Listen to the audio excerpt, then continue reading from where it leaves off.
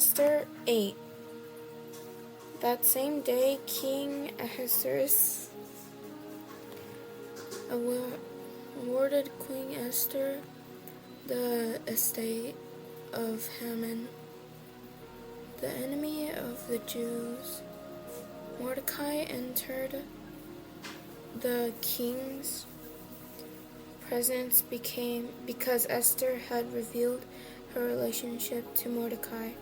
The king removed his signet ring he had recovered from Haman and gave it to Mordecai, and Esther put him in charge of Haman's estate. Then Esther addressed the king again. She fell to his feet, wept, and begged him to revoke the evil of Haman the Agagite and his plot he had devised against the Jews. The king extended the gold scepter towards Esther. So she got up and stood before the king. She said, "If it pleases the king and I have found favor with him, if the matter seems right to the king and I am pleased in his eyes, let the royal edict be written. Let it revoke the document of the Sheming Haman, son of Hammedatha the Agagite, wrote to destroy the Jews who are in all the king's province. For how could I bear to see the disaster that would come on my people? How can I bear to see the destruction of my relative?" King Ahasuerus said to Esther the queen and to Mordecai the Jew, "Look, I have given Haman's estate to Esther, and he was hanged on the gallows because he attacked the Jews. Write in the king's name whatever pleases you concerning the Jews, and seal it with the royal signature, signet ring, a document written in the king's name and sealed with the royal signet ring cannot be revoked. On the 23rd day of the third month, that is the month Sivan, the royal scribes were summoned. Everything was written exactly as Mordecai commanded for the Jews, to the satraps, the governors, and the officials of the 127 provinces from India to Kush. The edict was written for each province in its own script, for each ethnic group in its own language, and the Jews in their own script and language. Mordecai wrote in King Ahasuerus' name and sealed the edict with the royal signet ring. He sent the document by mounted couriers who rode fast horses, bred in the royal stables. The king's edict gave the Jews in each and every city the right to assemble and defend themselves, to destroy, kill, and annihilate every ethnic and provincial army hostile to them, including women and children, and to take their position as spoils of war. This would take place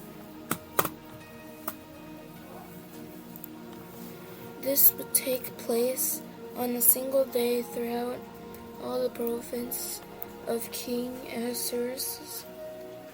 On the 13th day of the 12th month after the month Adar, a copy of the text issued as law throughout every province was distributed to all the people, so the Jews could be ready to advance themselves against their enemies. On that day, the country rode out in haste on the royal horses at the king's urgent command. The law was also issued in the fortress of Susa. Mordecai went from the king's presence, clothed in royal blue and white, with a great gold crown and a purple robe of fine linen. The city of Susa shouted and rejoiced, and the Jews celebrated with gladness, joy, and honor. In every province and every city where the king's command and edict reached, gladness and joy took place among the Jews. There was a celebration and a holiday, and many of the ethnic group of the land professed themselves to be Jews because fear of the Jews had overcome them. Esther 9. The king's command and law went into effect on the 13th day of the 12th month, the month Adar. On the day when the Jews' enemies had hoped to overpower them, just the opposite happened. The Jews overpowered those who hated them. In each of King Ahasuerus' provinces, the Jews assembled in their cities to attack those who intended to harm them. Not a single person who could withstand them, fear of them, fell on every nationality. All the officials of the provinces, the satraps, the governors, and the royal civil administrators aided the Jews because they feared Mordecai. For Mordecai exercised great power in the palace, and his fame spread throughout the provinces, and he became more and more powerful. The Jews put all their enemies to the sword, killing and destroying them. They did what they pleased to those who hated them. In the fortress of Susa, the Jews killed and destroyed 500 men, including Shandatha, Dalphon, Aspartha, Horatha, Adalia, Aridatha, Harmasha, Arizai, Aradai, and Vaizathan. They killed these 10 sons of Haman, son of Hammedatha, the enemy of the Jews. However, they did not seize the plunder. On that day, the number of people killed in the fortress of Susa was reported to the king. The king said to the queen Esther, in the fortress of Susa, the Jews have killed and destroyed 500 men, including Haman's 10 sons.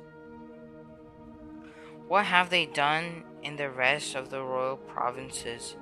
Whatever you ask will be given to you. Whatever you seek will also be done. Esther answered, If it please the king, may the Jews who are in Susa also have tomorrow to carry out today's law, and may the bodies of Haman's 10 sons be hung on the gallows. The king gave the orders for this to be done. So a law was announced in Susa, and they hung the bodies of Haman's 10 sons. The Jews in Susa assembled again on the 14th day of the month of Adar, and killed 300 men in Susa, but they did not seize any plunder. The rest of the Jews in the royal provinces assembled, defending themselves, and gained relief from their enemies. They killed 75,000 of those who hated them, but they did not seize any plunder. They fought on the 13th day of the month of Adar and rested on the 14th. And it became a day of feasting and rejoicing. But the Jews in Susa had assembled on the 13th and the 14th day of the month. They rested on the 15th day of the month, and it became a day of feasting and rejoicing. This explains why rural Jews who live in the villages observe the 14th day of the month of Adar as a time of rejoicing and feasting.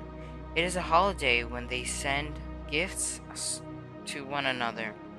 Mordecai recorded these events and sent letters to all the Jews in all the kingdom, in all of King Ahasuerus' provinces, both near and far. He ordered them to celebrate the 14th and 15th day of the month of Adar every year, because during those days the Jews gained relief from their enemies. That was the month when their sorrow was turned into rejoicing and their mourning into holiday. They were to be days of feasting, rejoicing, and sending gifts to one another and to the poor. So the Jews agreed to continue the practice they had begun, as Mordecai had written them to do. For Haman, son of Hammedatha, the Agagite, the enemy of all the Jews, had plotted against the Jews to destroy them.